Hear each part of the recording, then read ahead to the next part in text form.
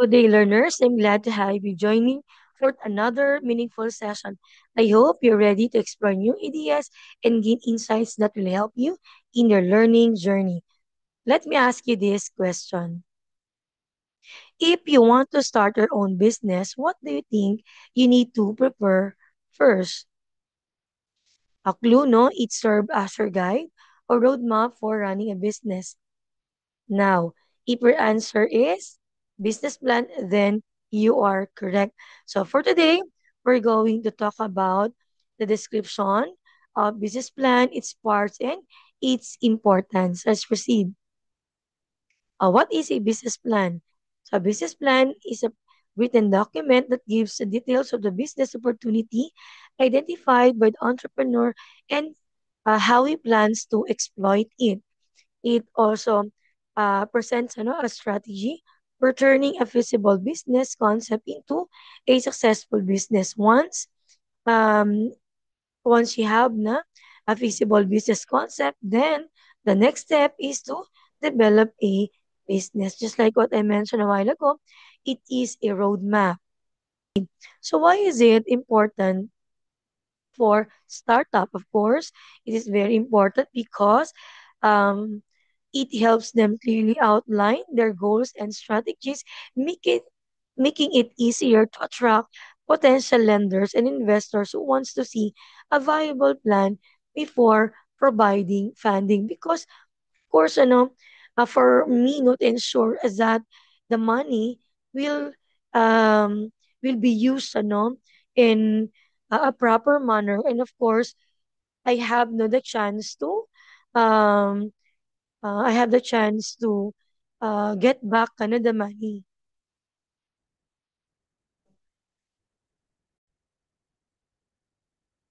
Okay, let's talk about now why is a business plan important for startups. Of course, a business plan is important for startups because it helps them clearly outline their goals and strategies, making it easier to attract potential lenders and investors who want to see a viable plan before providing funding.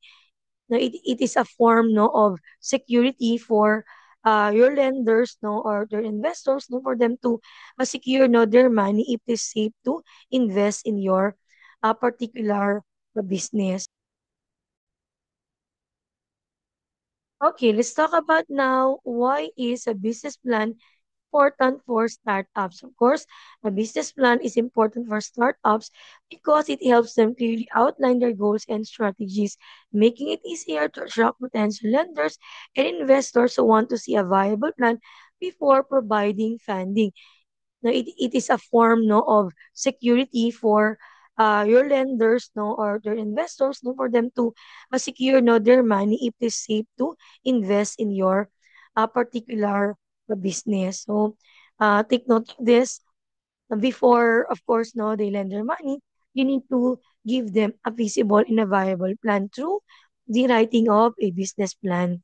So another important or additional importance of this business plan is that beyond funding, of course, a business plan allows careful consideration of ideas, identify potential obstacles, and provides a tool for objective feedback. It also helps align the executive team on strategic priorities, ensuring everyone is focused on common goal. So let's talk about now, the business plan walkthrough. Of course, um, a business plan is created because of the following reason. Number one, it gives or clarifies your vision, your direction. Number two, it helps also identify potential obstacles. No, it is through strategic planning, and of course, through this business plan, you can attract your investors for funding. Okay, so let's talk about now the what is inside this what we call business plan. Number one, startup business plan. Now, with this business plan, it is an outline of your goals and strategies for a new business. If this operational plan, no, it's very specific. No, it only focus on marketing and production. Of course, no, you need to reveal, no, the, the marketing strategy and the production, no, because it wrap up ano, the operation of a business through operational plan. Strategic plan naman, it's about the long-term plan, focus on broader goals and growth. So the purpose of strategic planning is for extension or expansion or growth plan. No, this is the aftermath ano, of the third one, expansion or growth plan made.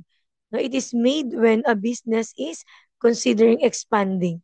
So if you want to expand it through new markets or, launch a new product, or you want to come up with a franchising or branching, then expansion plan, no, is best.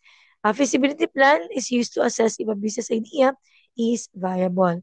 Now, this is an example of a business plan, and these are the parts. Of course, introduction, you need to write down here, no, the name of the business, the address, of course, the name of the owners, and of course, give us no, some specific description of your business. After this, you're now ready to write your executive summary. The executive summary, no, from the word itself, provides a brief summary of the entire business plan. It highlights three parts, no? The vision, the mission, and objectives. Again, it is a brief but focused statement, no? Stating why the business will be successful. Now, this is the most important piece, no, of a business plan because it brings everything together. Okay? So this is an example of a of an executive summary. Take note, if you are writing executive summary, it should be compelling, no? It reveals the company's vision, mission statement along, no, with your mission and your objectives. Okay? So again, this is an example of an executive summary.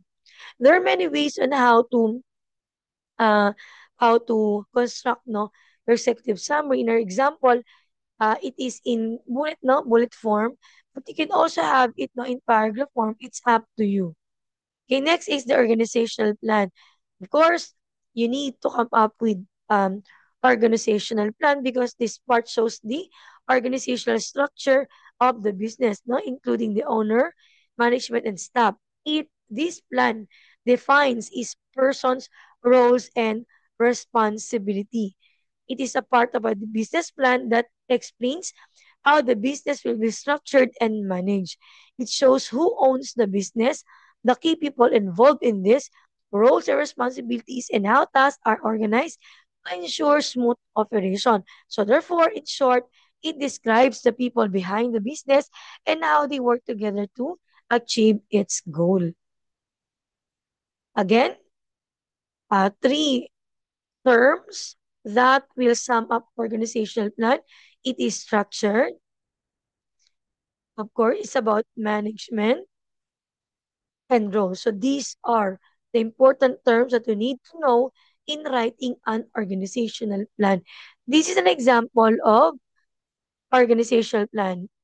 Actually, no, an, an organizational chart is actually a chart itself, ano, wherein you will see the hierarchy of um with- of command or decision making.